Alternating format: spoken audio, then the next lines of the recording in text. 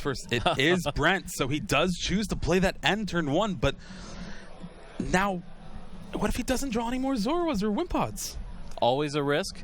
Only has the one active Zorua. However, Ian having those 3 additional cards, starting your game with that many additional cards gives you already such a strong advantage.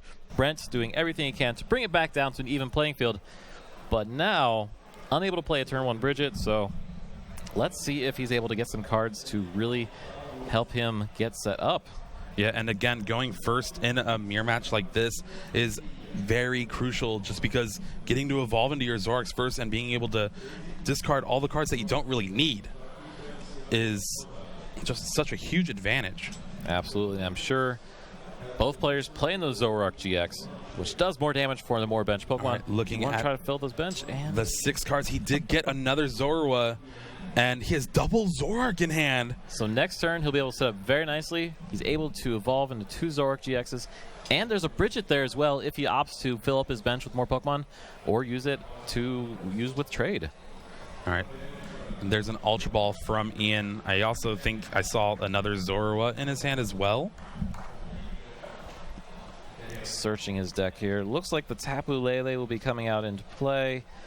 Ian looking through the deck, trying to see exactly what options are available to him. Definitely eyeing that Lele. Probably saying like, oh, I only have 1 Ultra Ball left. Right. And yeah, he's actually opting for the Professor Sycamore supporter. Must not have very many other good cards in hand. Must be able to either use most of the hand or is just having some cards that's, I'm not going to use these cards this matchup. I just want to get back to a large hand size. Yeah, especially with that second Zorua in his hand, he kind of doesn't need the Bridget this turn. All right. So, Ian, benching down. He has 2 Zorua in his hand. And a Rangaroo for that resource management could be a critical card as if this game goes long. Definitely. Not really any reason there to get the Bridget at all. Had all those basic Pokemon able to be put on the bench and is able to use Wimpod's ability to free retreat out, since it is Ian's first turn of the game, to bring up the Lele, setting up for 2 turns. All right, and back on Brent. He does draw an N for the turn, and remember, he has both of those Zoroark GX in hand that can evolve. And yeah, opts to do the Bridget now. Turn late, still pretty good. Definitely. And with, Zoroark GX, does more damage for the number of Pokemon in play. There's absolutely a benefit to filling up your bench as soon as possible, knowing that he has the ability to use those trades. Hopefully that trade will turn into a card that he can use. Yeah, it'll be interesting to see, because now he's going to have to rely on both of those trades to try to find energy to attack with this turn, just to keep the pressure going. That's right. Brent will need a double colorless in order to do that riotous beating. Brent looks like taking a minute here just to double check and see what his prize cards are. Yeah, well, this is his first search of the game. It's true. Last turn we did just see the N. Didn't have a chance to search. And here we go. Getting another Zorua and 2 Wimpods onto the bench. It's looking very good. All right, and again, these Zoroarks will be critical in trying to find some sort of action this turn. So we see 2 evolutions placed down, 3 evolutions placed down this turn. Was the Wimpod? Yeah, he can't play that. He can't play that. Yeah, the Wimpod definitely came down this turn. All right, so the first trade nets him a Grass Energy, but he's looking for that double colorless. And yeah, he actually just opts not to use the second trade, values the cards in his hand more, because it's a Grass Energy, Gliscod, and a Guzma. That is what you call a combo. Yeah, all 3 of those cards work very well together. First impression from the Gliscod, doing more damage if it is promoted into the active position during the turn. Guzma, having the ability to switch out your active with one of your bench. It's a very strong combination, and Brent did not want to risk it. However, yeah, Ian smelled that out right away. He's like, wait, you didn't use your second trade? Okay, I'm going to end your hand because it has to be good. That's right. It's kind of nice for Brent as well. Brent does get up to 6 cards instead of just those 3 cards, and will potentially have some cards able to use for trades later, because the only other issue Brent had earlier with that is it would have only been left with whatever that top deck card was to use for trading. So Be interesting to see what draws here. Is it going to be better than that perfect setup for the Golisopod GX, or is it just going to be a bunch of cards that can't really use? Yeah, he could even draw the cards back again with more. That could be very much not what Ian wanted to see.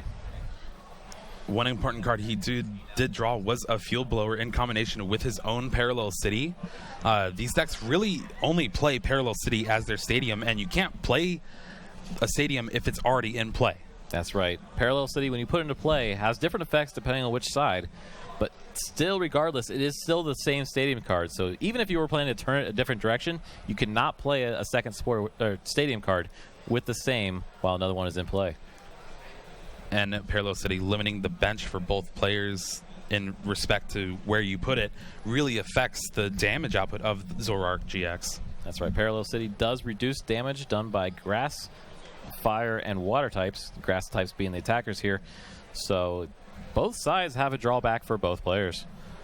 Yeah, and looking at Ian's turn 2, it is triple Zoroark GX Golisopod with a grass energy. He opts to retreat to the Golisopod, so we will see a big first impression here for 100 damage because of the red side of Parallel City. That's right. Does reduce the damage. However, Ian is still able to have 5 bench Pokemon, which is very handy to be able to have all that. First impression did do plenty of damage, however. With 210 hit points, however, Golisopod GX probably will be a 2-hit KO itself. Lots of 2-hit KOs looking on the field right now. Yeah, exactly. And there we see the Field Blower Parallel City combo that we've been talking about. It allows Brent to play the Tapu Lele down from his hand so he can get a supporter card for the turn. Looks like he's eyeing that Mallow. Such a great supporter card in combination with Zoroark. Absolutely. Mallow allowing you to search your deck for any 2 cards that you would like, put them to the side, and then shuffle your deck. Put those 2 cards on top of your deck, and when Zoroark having that trade ability, allowing you to discard a card and draw 2 additional cards, you kind of going to understand what cards you're going to pull. So I think probably the biggest difference in their lists that I see is Ian plays 1 copy of Max Potion. Max Potion. Very strong cards in these in both of these decks because they're the same deck. Zoroark GX usually only attacks for double colorless. Golisopod GX can use a second attack using both 2 energies, but generally can attack with 1 basic grass energy. So being able to pull that full heal without removing many energy cards, very solid. Yeah, and so that would have been a card that Brent, if he had it, would have been amazing right here. But he does have the Float Stone to retreat out of the active spot, bringing up his own Golisopod to hit for first impression. Again, only doing 100 because he has the red side on Parallel City now. That's right. First impression normally hits for that 30 plus an additional 90 when it's brought in, becomes the active Pokemon during the turn. Reducing by 20, and with that 210 hit points, suddenly we're looking at a 3-hit knockout unless these players are able to find their way into a choice band. Oh, and I was talking with Ian early yesterday, and he was like, well, the reason I'm winning with this deck is because I play Palpad. He's a big proponent of Palpad. I don't know if he's used it that much throughout this tournament, but he said it did win him a game where he Palpad a Mallow back into his deck and then searched it out and used it for the game. That's right. These decks play so many one-ofs. Having that Palpad lets you reuse your supporters later on, especially if you have to discard 1 early on in order to utilize the trade. It gives you that flexibility, which gives you lots of options during the game. And when you're in high-level play like this, you definitely would like to have that. And here we see the utility of Parallel City coming in handy for Brent right now, because one of the cards that is very important, like we said in this matchup, is Acerola. But not having a Wimpod on the bench to evolve straight into really puts you on the back foot. So I think he's going to be forced to just Armor Press here. Yeah, it looks like we are seeing an Armor Press that does 100 damage because, again, the Parallel City flips to the other direction now. Armor Press means the Golisopod will take 20 less damage if it is attacked this turn, making it even more difficult for Brent to get the knockout. Yeah, it seems the only way for this Golisopod to take the knockout is with a Crossing Cut GX, dealing the perfect 110 damage. But the question is, does Brent have a double colorless energy in his hand? He does have the Zoroark GXs, so he can do some trades. So 3 of them. 3. So looks like he's going to be able to look through to 6 new cards, netting additional 3 cards. But we will see, because with your 60-card deck, those cards could be anywhere in there. Yeah, we see him debating double Puzzle of Time here. And I can't remember if there's double colors in the discard or not. I don't think so. Does not appear to be so. Puzzle of Time, when you play 2, gets any 2 cards out of your discard pile. Looks like we are pulling out the Field Blower and an N. So Field Blower could be important just because sometimes he might want to do more damage, get rid of his own Parallel City, and also get rid of some of the choice bands that his opponent might have. And he already burned through both of his Field Blower early. That's right. Being able to remove his own stadium will allow him to do the additional damage if he needs to. Gives him the opportunity to choose when to do it if he's the one that uses the Field Blower, on the downside of Ian being able to bench an additional 2 basics. Yeah, so this is a big N here. Both players will draw 6 cards, but it'll be on Brent to see if he can actually get the double colorless and take the first 2 prizes of this game. That's right. Both players still drawing And 6. There's the double colorless in his hand. All right. And he also has the choice band, but it is not needed. Cross and Cut GX does do 150 damage. If that's the attack, that will be reduced by 40 damage, bring it down to 110, which is still enough for the knockout. And there it is, Cross and Cut flipping over that GX marker, taking the first knockout on Golisopod GX. And it's looking pretty good for Brent right now. Yeah, if you look at the play field, Brent having a full 6 Pokemon out there, having some energies, having a Float Stone, having some options, whereas Ian, not too bad with 3 Zoroark GXs out there, because those trade abilities can come in real handy. However, not having any other attackers or utility does pose an issue here. And we do see using that one vital bench spot, playing a Tapu Lulu GX to use that ability Wonder Tag to search for a supporter card. Man, is that his deck? That's a very thin deck. That is. He must have already used many cards to discard this game. So using trade, it's one of those great abilities that let you search through your deck as much as possible. But if you use it too much, you can actually burn through your resources very quickly and put yourself in danger of losing by not having cards in your deck. Yeah, exactly. Just one of another things where all these players are so good at is resource management. Essentially, trade allows you to discard cards that you won't need in the match.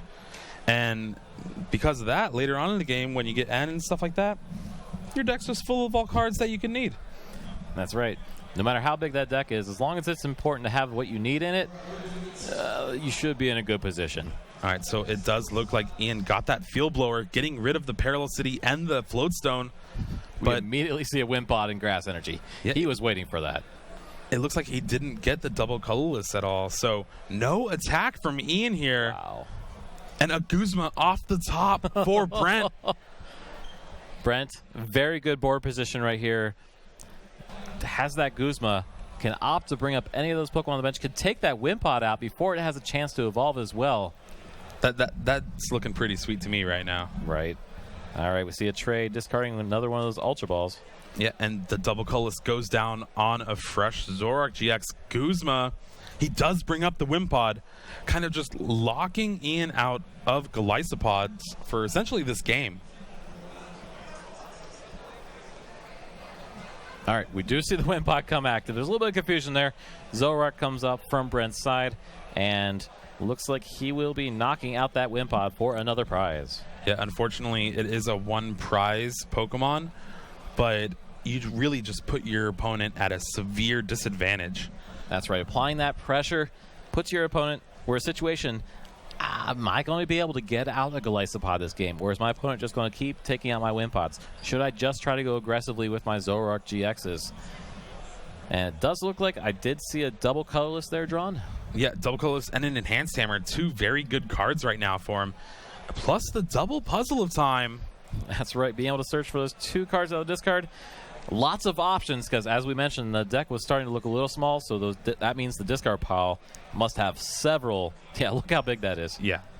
And remember, decks like Zoroark, Golisopod really don't play any form of recovery other than Puzzle of Time. So with a 2-1 Golisopod in the discard, he might even be thinking like, Maybe I need to get a Wind Pod.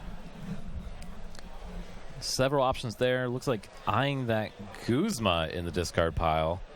Thinking about maybe bringing up one of those heavily damaged. Well, I think the discard pile was the bonus discard pile. All right, has a double colorless. Looks like on top then.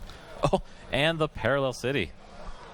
All right, so this is pretty good here, but again, Brent will have an option. He could discard his attackers that are heavily damaged, but he could also discard just the support Pokemon that aren't really that good right now. Yeah, Tapu Lele and Oranguru not really contributing much to this matchup.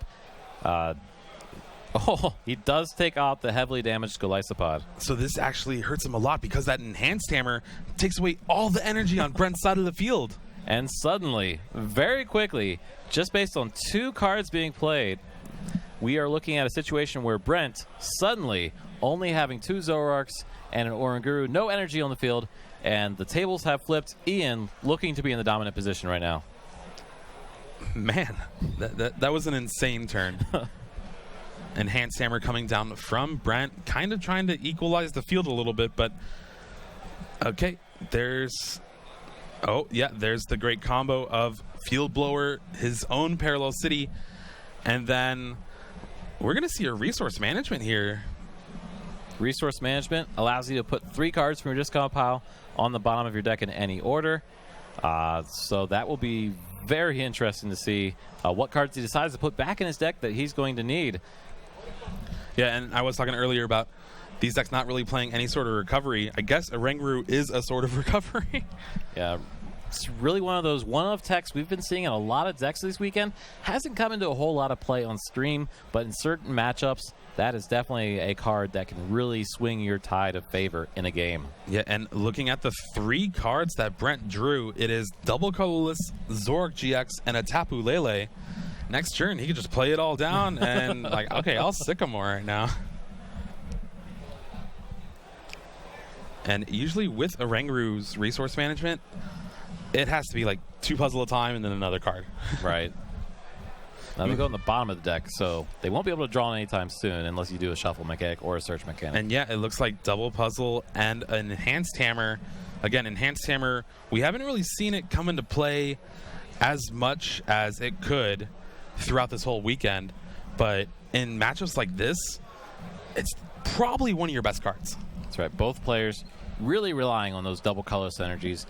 They each play 7 energies total, 4 of which being those double colorless energies, 3 being those basic grass energies. So being able to take out those double colorless energies from your opponent can really put yourself in a situation where you could just lock down the win. All right, there we see trade of the Pal Pad. Opts not to use it, and see a double colorless in his hand, a puzzle of time. Does he have a second puzzle of time? I think he is looking for it by using those trade abilities. Oh, he found it. Again, very large discard pile. Lots of different options there. So, and like look, he gets his own Oranguru.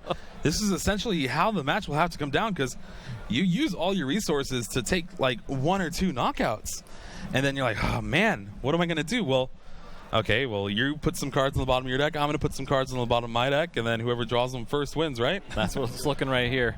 Attaches the grass energy to that best Oranguru, retreating with that float stone attached to the Zoroark GX, and putting his own 2 puzzle times and a double colorless on the bottom of the deck. Yeah, and with his deck being so thin, you have to think he's going to draw those next turn. And wow, another Field Blower here from Brent. 3rd trade going down. Double colorless energy as well, but he already had 1 in hand. It'll be interesting to see what he actually tries to do here. Double colorless, you can attach it to one of your Zoroark GXs. That's the obvious play. You could also, if you wanted to, put it onto that Oranguru using that Profound Knowledge attack, 60 damage and a Confusion, which would put Ian in a position where Ian would have to decide, am I going to retreat this turn, or do I want to take a 50% chance to put cards in the bottom of my deck? And let's see what Brent opts to do. Double colorless on the Zoroark GX. He does have a Guzma, And he can take out the Zora. All right. This is good because he's at 3 prizes. So it'd put him down to just 1 GX knockout away from taking game 1. That's right. Brent only needing those 2 prize cards. The Choice Band, probably one of those cards he's going to want, but he's probably not going to get this game because now the goal is to try to heavily damage a GX and then finish it off. Floatstone coming down on the Zoroark in the active spot. Looking like he might try to attach to the Tapu Lele here. Still debating about it. There's a double colorless in the hand. Has an option. Ian is really... Again, many cards have been played so far. Ian has to try to figure out what is left in his deck, what he can afford to attach to, and where his opponent is able to disrupt as well. So definitely this is a very critical mirror match because, like you said, it takes so many resources to get those knockouts. So I am really interested to see what he decides to do. Yeah, and it looks like about 10 cards left in Brent's deck. And I'm not sure for Ian's, but it can't be much more, if at all. So we see a couple trades there. We do see the Max Potion in Ian's hand. It could come in clutch later on in the next few turns. Kind of just like, gotcha.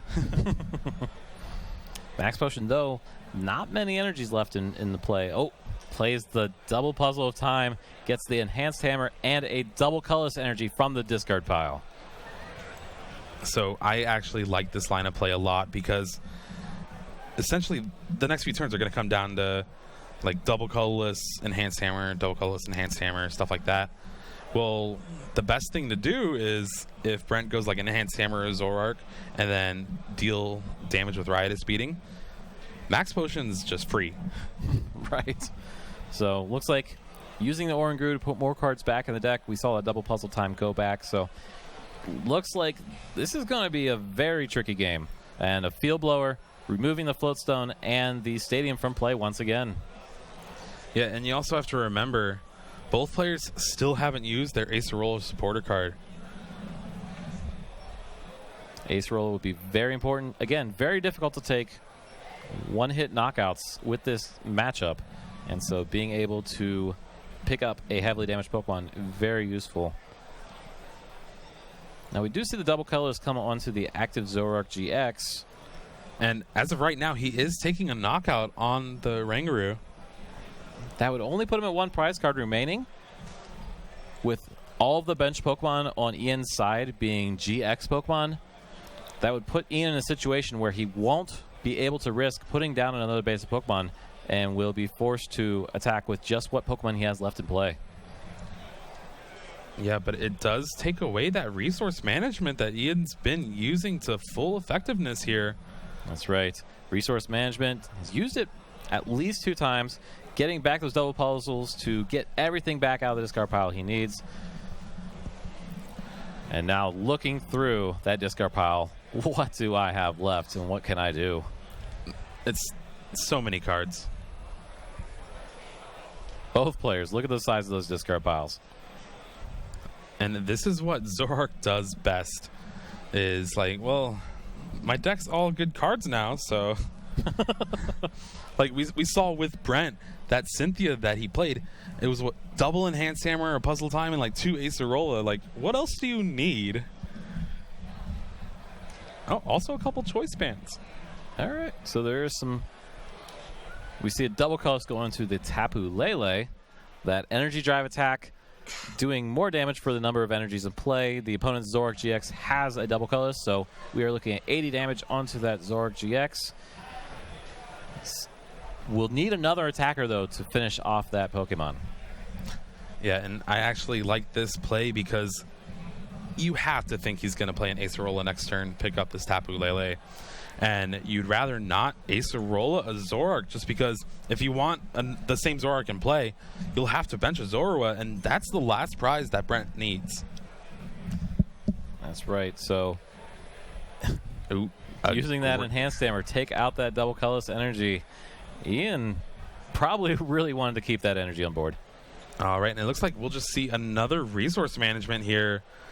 This Oranguru is just so good. It kind of didn't look like that when it first came out. It's like, well, the other one's better. Right. Why would I even play this one? But these matchups are so just resource intensive and back and forth that when you can use Puzzle of Time essentially infinite amount of times, then of course this card's amazing. That's right. Players taking turns, discarding each other's special energies, getting them back, using the Oranguru to put those back in there. We are looking at a situation here. Oh, it looks like he ran out of cards. Ian ran out of resources because he lost his resource management Oranguru and just decided, it's going to be really hard for me to try to pull this back. I'm out of cards, so let's just move on to the next game and see what I can do. I mean, whenever your manager calls out, it's always a rough day at work. So Oranguru is going to need to show up and make some work happen. And Oranguru can do that. I mean, such a good utility Pokemon. I mean, like you said, the Sun and Moon one already had a great ability. They always seem to print that Pokemon with good, very situational, but good effects. Yeah, it's just a great card added into this deck. And with the combination of Puzzle of Time, you really can't go wrong. And then, of course, just drawing through your entire deck, it creates the perfect storm, especially in a mirror match like this. Right. Puzzle Time, very crucial in a mirror match like this because they both play the Enhanced Hammer, they both play the double colorless energies. None of them can one-shot each other, so they're both taking turns playing defense and offense at the same time. Putting the emphasis, it looks like, on defense this last game because there was a whole lot of defensive plays going on. Yeah, and I think one thing to note is later on in the game, Parallel City eventually wasn't in play anymore, and that just opened up the floodgates and allowed Brent to actually take the one-hit knockout on Ian's Oranguru. That's right. Brent found his way into the position to be able to play there. He only had one prize card remaining, so he was looking like he was in a good board position anyways, but definitely had used lots of resources to get there. So I am really interested to see how this next game is going to pan out. We have two very skilled players playing some very skill-intensive decks, so I am really excited to see how this next one goes. Yeah, honestly, for me, I don't know if I could play a deck like this and face a lot of these Zoroark matchups for this whole tournament. That has to be grueling and just so taxing on your body and mind.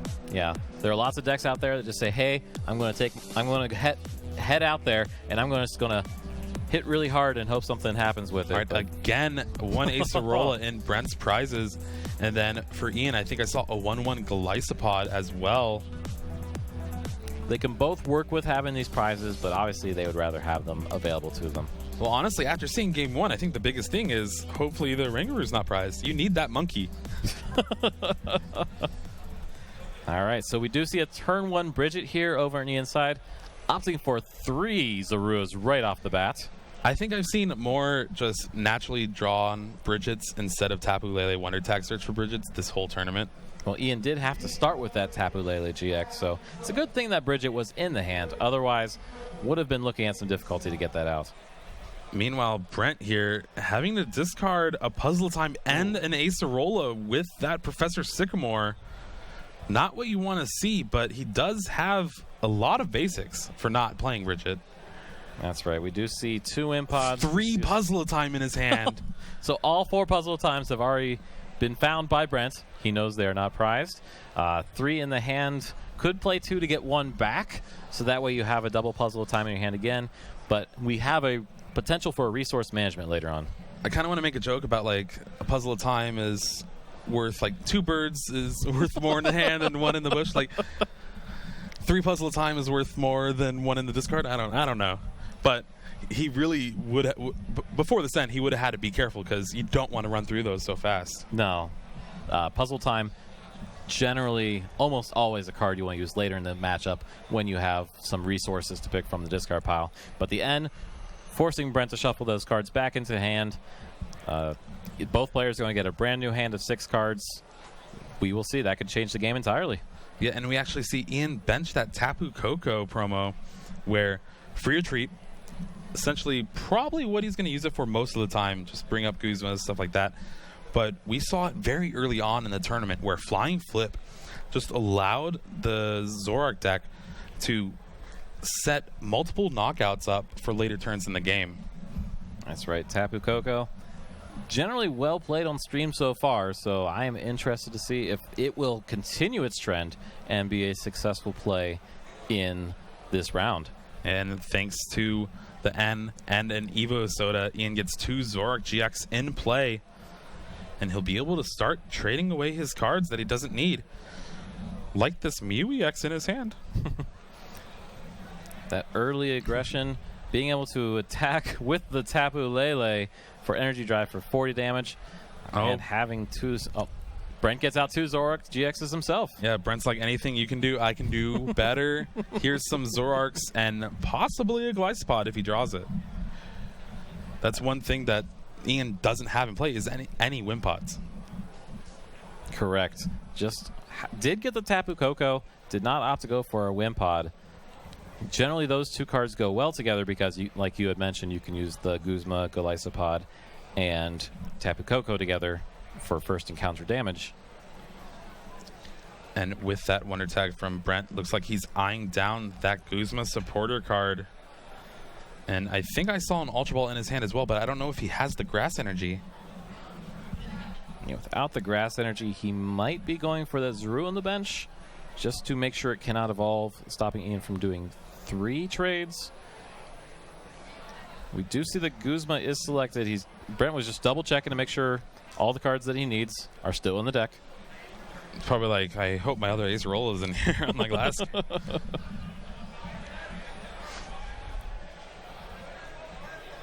He also could target down that Tapu Koko, but I think you were right, and the Zora might be the better option. We do see the double colors attached to the Zoroark GX. The Zorua coming to the active spot, bringing up his own Zoroark GX, and using Riotous Beating to knock out the Zorua. All right. Taking the first knockout here, Brent is trying to set up a position where he can get to 30 match points if he wins this match. And just one step closer to top 8 of Latin America Internationals. We do see the Mallow play. Mallow, I know, is one of your favorite cards that you see played. Being able to search for any 2 cards you like, put them on top of your deck after you shuffle, and then combine that with Zoroark GX's trade ability where you discard a card and draw 2. You're going to get 2 cards you need. Well, like Tord always says, when you can legally break the game rules, search your deck for 2 of any card and then just draw it right away, the card's going to be insane. It'll be interesting to see what he got as well. Looks like Parallel City. Parallel City bringing Brent down to just 3 benched Pokemon. Promoting back that Tapu Lele GX with 2 Grass Energies attached. We'll be hitting for a little more damage now with Energy Drive. And the 3rd Grass Energy going on the Wimpod. That's all 3 Grass Energy that Ian plays. And a trade getting another Puzzle of Time and another Zoroark as well. Brent having 3 Zoroark GX out in field right now.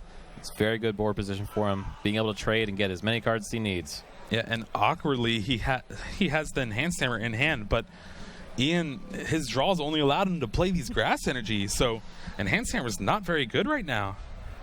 Enhanced Hammer generally a game winner in this matchup, but right now just Grass Energy's on the field, so cannot play it, but that Acerola... Oh. Yeah, Acerola coming down, which Brent grabbed off the Puzzle of Time along with another Puzzle of Time for later, and it allows him to heal off that 80 damage and hope this other Zoroark doesn't get knocked out.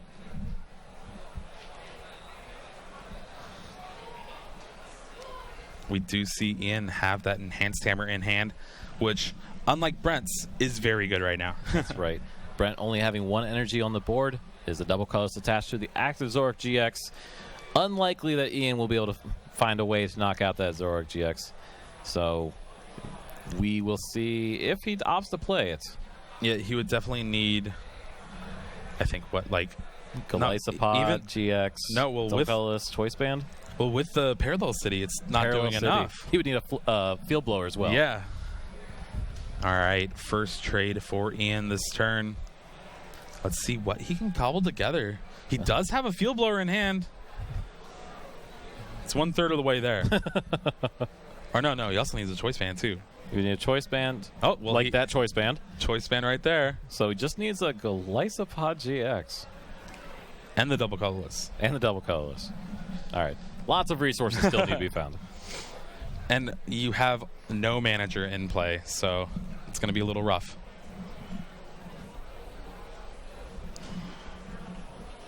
Ian has a few options here, trying to decide what to discard with that trade ability. He's definitely going deep in the think tank here. Keeps eyeing that enhanced hammer, but would rather, I think, take the knockout this turn if possible and save the enhanced hammer for later use. But doesn't look like he's going to be able to find what he needs. Yeah, there's also the drawback of if you're planning to attack with Tapu Lele this turn, enhanced hammer lowers your damage output dramatically. And he does play the enhanced hammer, removing the double colorless energy from the active Zoroark GX. So now the energy drive attack from Tapu Lele, given the current energy count, would only be doing 40 damage.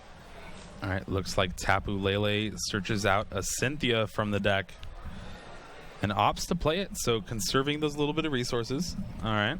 Cynthia, great card from the last set. A simple shuffle your hand into your deck and draw 6 new cards. Similar to the way N used to be played, only you don't touch your opponent's hand. It only affects yourself. Yeah, essentially a functional reprint of Professor Oak's New Theory from the Heart Gold Soul Silver expansion, where that card was played in every deck. It's like just drawing 6 cards, brand new 6 cards. You can't go wrong with that. Absolutely, a very great card, and at the time helped sell a lot of the trainer kits. Yeah, definitely. So we do see a Golisopod go down on the bench, but he opted not to attach that choice band before playing the Cynthia. So we'll just see 100 damage here with first impression. That is not enough to take the knockout, but remember, that Acerola, the second Acerola is in Brent's prizes. That's right. He would have to try to find the second puzzle of time here to get the Acerola back out of his discard pile. We do know that there are no puzzle times prized, and he did get back 1 when he played his double puzzle time, so he would need to try to find that other puzzle. Here's the trade, but it is a no-go. He does net a Golisopod GX, which would be amazing if he has the Acerola, but he still needs to try to find it. 2 more cards. Bridget, no, that is not what you want to see. Discard that. 2 more. There it is. The last card of the last trade gets the puzzle of time, and now he'll be able to Acerola and just pick up that Zoroark and deny Ian from taking those prizes if he wants to. That's right. He puts the grass onto the Golisopod GX, having the choice band as well. Clearly, he's looking at a situation here where he is going to bring up that Golisopod GX and attack. But first, there it is. The Acerola and the double colorless energy going to be obtained using the double puzzle of time item cards. Not even being coy about it. Before even playing the puzzles, like, look what I'm getting. These two cards seem pretty good. And there we go. Oh, he actually Acerola chooses puzzle time. Okay, I like this play because that means later on in the game, you can resource management, just put 3 puzzles on the bottom of your deck. All right, I got 4 again. Come on. That is a really good manager. All right, and we do see the Acerola being played, removing all the damage. Those dice fly all over the field, and putting down the Zorua again, bringing up the Golisopod GX and attacking with first impression. And remember, he's doing all this with only 3 bench spaces available to him, and that's the power of Zoroark. But here, Ian, Acerola, myself, Tapu Koko, this is where it comes in handy. That free retreat, being able to just decide what you want to do after you trade a little bit. That's right. Both players playing very defensively right now, trying to bring out as much aggression as possible, while at the same time keeping themselves in a good board position. And I'm afraid they might start to run out of time if they don't start to pick up the damage. Yeah, just under 11 minutes to go here. And this game is looking nowhere near complete yet. Absolutely. Both players, as we saw with that first game, have the ability to do so many different things in this matchup to remove energy, remove damage, keep shifting around your Pokemon. So I'm really not sure we're going to be able to finish this game number 2. All right. The first enhanced hammer front, Brent comes down, discarding the double colorless, leaving just a grass energy on a damaged Tapu Lele for Ian here. But I don't know. He might have to crossing cut GX just to get this Glycopod out of harm's way for a little bit. That's right. The Glycopod GX does have 120 damage and is in the active position. Very easy to be knocked out by an opponent's Riotous Beating. And so moving it to the bench, and that's exactly what happens here. We see that's crossing cut GX doing a whopping 180 damage because of the choice band and switching it to the bench. So we see Brent gather all the dice. And they're gone. See, this is what I was talking about. Max Potion is such a big swing card in this matchup, and the fact that Ian plays one, but Brent doesn't, and Ian will have access to that for the whole game with Puzzle of Time. That's right. Puzzle Time can let you get back any of those single cards that are very matchup related, and it looks like... Yeah, the Guzma came down, and your boy got the Glycopod active and knocked it out with his own Glycopod. And now Ian, taking 2 prize cards, needs to draw 4 more in the next 10 minutes in order to win the game. Man, look at that hand size. This is what Zoroark does. Zoroark GX, the trade. You go through so many cards, but every turn you're drawing several additional cards, which puts you in a situation where you have a lot of cards in your hand, which makes it a little more difficult to do the extra math. And finally, Brent finds a field blower here, so he will be able to discard that Parallel City and play his own. And he does put his Parallel City into play. Man, Ian saw that coming right away. He's like, yeah, I already know what I'm going to discard. Well, you have to figure in a matchup like this, it's going to happen pretty frequently. And he does bench your buddy right there and attach the grass energy to it. Yeah, Brent got the monkey off his back and onto the battlefield. I enjoyed that way too much. Thank you. I enjoyed it too. So he will have the option here for, well, it looks like he's going to be using a resource management later. Having a Floatstone on the active Zoroark GX, using his energy attachment for the turn onto the colorless basic on that bench. So it will be coming into the active later to use its attack. Yeah, so it's a pretty safe play. So Glycopod will need a double colorless and force him to use a GX attack to try to take the knockout with this Parallel City in play, because Zoroark is pretty much capped at its damage output at 80. That's right. So he does bring it up. And interested to see what 3 cards. I bet he's getting 3 puzzle times. 100%. But he is double checking his opponent's discard pile just to make sure he gets the right cards. So he definitely needs to decide what are the cards I need the most right now. I can use those puzzles to get back any cards I need. But at the same time, do I need to just put something in my deck to make sure I can draw it? Because I can't always guarantee I'm going to get 2 puzzles. That is true. The one drawback of Puzzle Time is you do need to draw them together to make them most effective. And he does have a bench spot available, so if he did get a supporter, he does have the option of playing a Lele to search for a support, but he does get the 3 puzzle time and puts them on the bottom of the deck. I think there's only like 8 cards in his deck too, so when over half your deck, or over half your deck is Puzzle Time, it's a pretty good odds. All right, so we do see the double colors going onto the Zoroark GX, playing the Guzma, bringing up the Wimpod, and yeah, Ian will be taking another very quick knockout. Well, we were saying Zoroark's damage cap is at 80, but guess who's at 70 HP? That's good old Wimpod. All right, so Brent is back to his turn. Realize Ian only needs 3 more prize cards to even up the series. So he's looking to see what are his options here to try to take these 5 prize cards. Yeah, I actually saw in Ian's prizes real quick, the last Puzzle Time is at the very top. So he might not even have access to that for the entire game. That would force him to play with fewer puzzles. We do see Ian, looks like he's into turbo mode right now. He's really aggressively trying to... Oh, and look at that. Plans. You trade and draw 2 puzzles at a time. Hey, look, that's a thing. All right, we see the double colors, energy attaching to the Zoroark GX.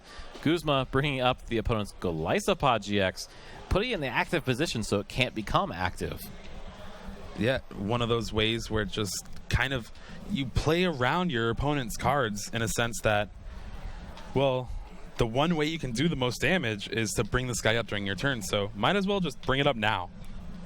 And we see the Acerola play, removing all the damage and bringing the Glycopod GX and all cards attached to it back to the hand.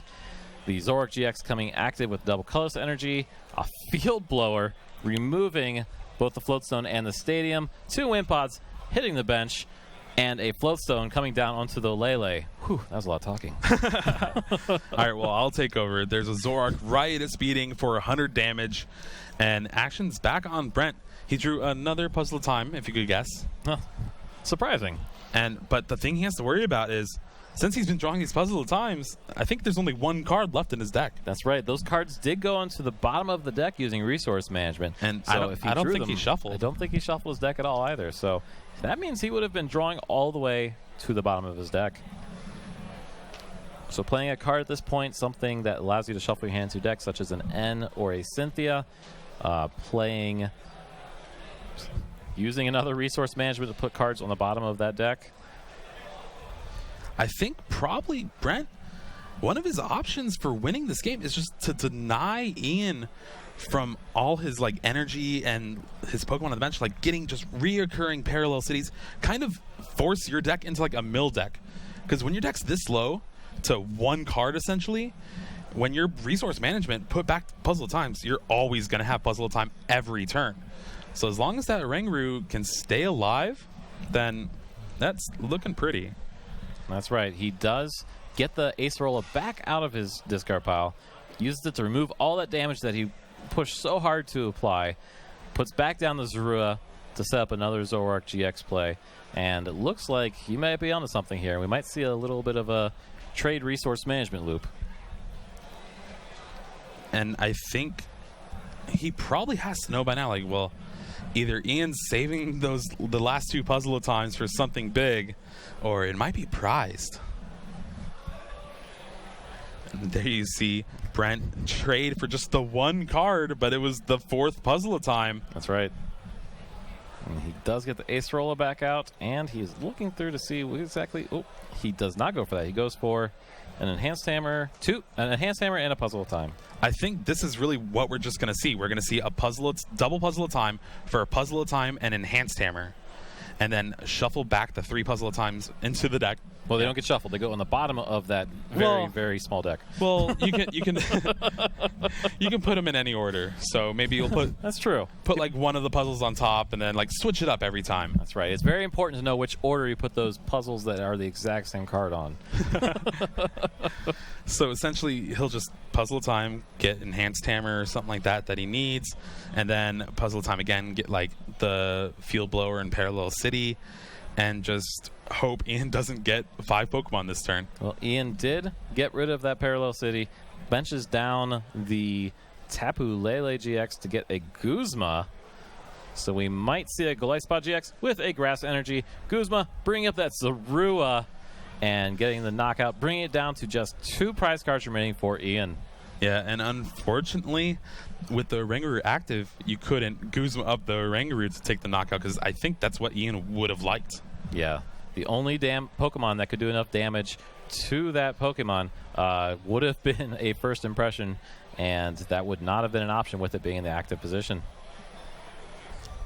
But this does open up Crossing Cut GX for Ian to take a quick knockout on Oranguru if he chooses to. Yeah, Goliathspot GX only having that basic Grass Energy attached, and as we know, Enhanced Hammer only works on special energy cards, so that Grass Energy is safe right where it is. So Ian does have the option of attaching the double colors energy later to fulfill the requirements for that GX attack to be able to knock it out. All right, the thing is, there is just over a minute left of play here in round 12. Ian needs 2 prizes to force it into essentially a tie. That's right. At this point, 1 point's better than 0 points, match points, so you have to go for it, you would think. And even then, when time expires, remember, they do have 3 additional turns, so it's not going to stop right then. Yeah, and the thing is, against a deck like Zoroark Goliathspod, it's actually pretty hard to get those last 2 prizes, especially when both decks are set up. And we do see, it looks like we are looking at another resource management right here. He's looking through that massive discard pile filled with so many cards that you saw earlier. Yeah, so here we're going to see double puzzle time for possibly Parallel City and Acerola. and then Brent can just trade into the other 2 Puzzle of Times, use that to get back Puzzle of Time, and then another card he needs. And then next turn, if the Rangaru's not knocked out, let's just start this train all over again. Now, with only having 120 hit points, a Crossing Cut GX will still do enough damage, even if placed in the order that reduces damage from grass-type attacks. And now I'm interested to see how many double colorless Ian's gone through. We do see the double puzzle played to get those cards, and another double puzzle being played to get. I'm not actually sure on the third new card that he should get. It's definitely interesting. It looks like Guzma here. Again, right now, Brent's up a game. He's sitting pretty. He just needs to make sure Ian doesn't win this game. And timer has run out. We'll get confirmation if time was called. And if it was, Brent's turn 0. And there's just 3 more turns after this before we find out who's going to win, who's going to tie. That's right. It would only give Ian 2 turns of opportunity to take either 2 prize cards or either knock out 2 non-GX Pokemon or knock out a GX Pokemon. And with having access to that Acerola, using the double puzzle of time, would make it very difficult. I don't think it's going to happen. Looks like Brent will be able to hold out for the game, so that way the game did not complete and Brent would have won the only game. But we will see. It is possible that there might be another option here that neither of us are seeing. Trade from Ian here. Gets a Parallel City and an Acerola himself. But again, Brent's not even looking to attack, really. He's just like, if my Rangaru stays on the field, that's probably the best possible thing I could hope for. Well, even if the Oranguru gets knocked out next turn, there's no way that Ian can do enough damage output to knock out a Zoroark GX. So he does have to aggressively attack one of the Zoroark GX on the bench and somehow stop his opponent from being able to remove the damage with an Acerola. And this might be one way with N, but Brent's deck was literally 3 cards. Now, granted, he put back an Enhanced Hammer instead of a 3rd puzzle, so there might be one more card that, if he draws, it's not worth it. But he just needs an Acerola, and essentially this game's locked up. Absolutely. Still having those 2 Zoroark GXs on the bench, able to use trade twice to draw back into cards. And he still had 5 prize cards remaining, so he's still drawing an entirely 5 cards, several cards, and he does get, there's 1 puzzle there, so things are looking pretty good for Brent this time. Well, honestly, I think he could trade and draw his entire deck now. I forgot that he was at 5 prizes. That's right. This late in the game, you would start to think maybe that's not the case, but no. Brent, and... Oh, and here, just a first impression for 30 damage. Not quite what Ian was expecting to do this turn, I think. And if the timer was right, Brent is turn 2. This will be his last turn of the game. And there's the Acerola. Could even use it on the Rangaru if he wants to. But with 2 prizes for Ian, it's looking impossible. All right, does look at those 2 puzzles, looking through that discard pile, and an N also placed back in the deck. And it looks like Ian was like, all right, Brent, you got this. Good job. Yeah, and he could not get there at the end to try to force a